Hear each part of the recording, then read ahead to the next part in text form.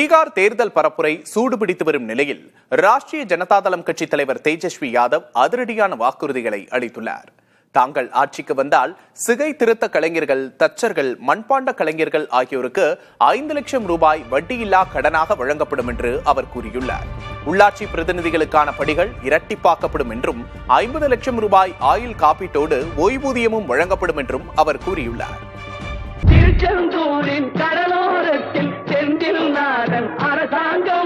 கடலோடு போட்டி போடும் பக்தர்கள் தினமும் கூடும் தெய்வாம்சம். திருச்செந்தூர் கடற்கரையில் சூரவதம். திருச்செந்தில் ஆண்டவருக்கு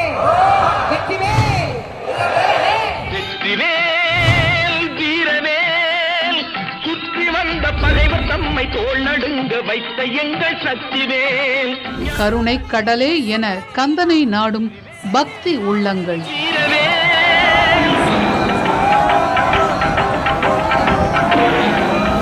உங்கள் புதிய தலைமுறை டிஜிட்டலில் இன்று பிற்பகல் 3 மணி முதல்